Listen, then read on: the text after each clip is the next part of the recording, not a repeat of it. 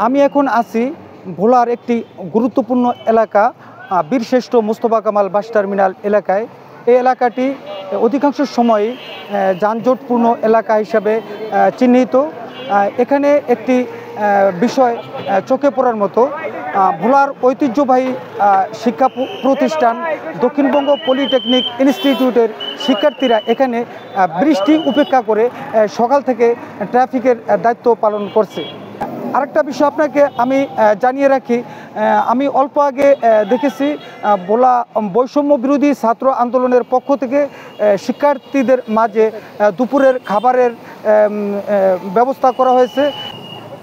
এখন আমি কয়েকজন শিক্ষার্থীর সাথে কথা বলবো। আমরা দক্ষিণবঙ্গ পলিটেকনিক্যাল ইনস্টিটিউট থেকে বিগত দিনেও দেশের জন্য কাজ করছি এবং এখনও দেশের ট্রাফিক নিয়ন্ত্রণে কাজ করে যাচ্ছি এবং আগামীতেও করব ইনশাআল্লাহ।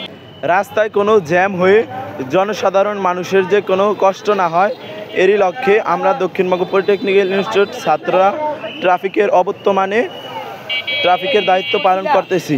যদিও আমাদের কোনো ট্রেনিং নেই, আমরা যথাসম্ভব মানুষকে সেবা দেওয়ার জন্য চেষ্টা করতেছি। আমি একজন সিএনজি ড্রাইভার, পুলিশের দায়িত্বটা ছাত্ররা পালন করতেছে, আলহামদুলিল্লাহ খুবই ভালো লাগে।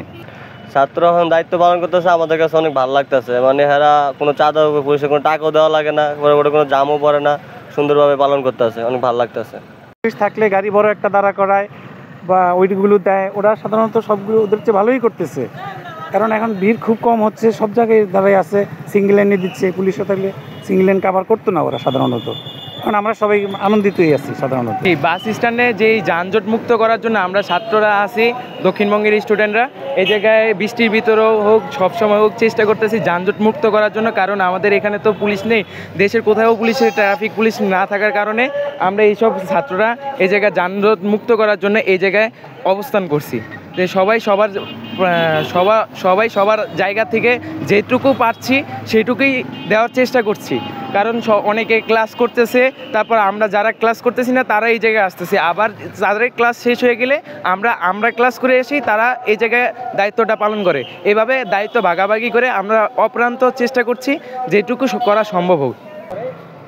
দেশ সংস্কারে ছাত্ররা যেভাবে অভূতপূর্ব অংশগ্রহণ করেছে এবং ছাত্ররা অবদান রেখেছে তার ধারাবাহিকতা বলা দক্ষিণবঙ্গ পলিটেকনিকের শিক্ষার্থীরাও কিন্তু আন্দোলনের প্রথম থেকে এই রাষ্ট্র সংস্কারের পক্ষে কাজ করেছেন এবং দেশের ক্রান্তি লগ্নে যতটুকু আমরা দেখেছি, বিশেষ করে আমাদের শিক্ষার্থীরা বিভিন্ন ট্রাফিকের যে দায়িত্ব, ট্রাফিক সিগন্যাল মানার জন্য মানুষকে সচেতন করা এবং রোদ বৃষ্টির মধ্যে তাদের যে দায়িত্ব পালন করছে, এদের একটাই উদ্দেশ্য আমরা শুনেছি যেটা যে রাষ্ট্র সংস্কার হলে এদের এই ত্যাগ শ্রম এবং এরা সফলভাবে এরা মনে করবে যে না আমাদের এই ত্যাগটা এখানে সফল।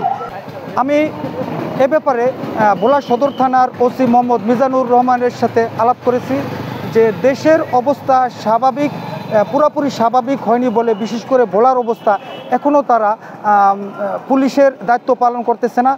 তবে থানার ভিতরে তারা তাদের পুলিশের দায়িত্ব পালন করতেছে। রাস্তাঘাটে এখনও নিরাপদ মনে করে না বলে তারা এখনও অবস্থান নিচ্ছে না। দেশের অবস্থা স্বাভাবিক হওয়ার পর তারা তাদের নিজ দায়িত্ব পালন করবে। এ ছিল ভোলা থেকে সর্বশেষ। জসিম রানা, মোহনা টেলিভিশন, ভোলা।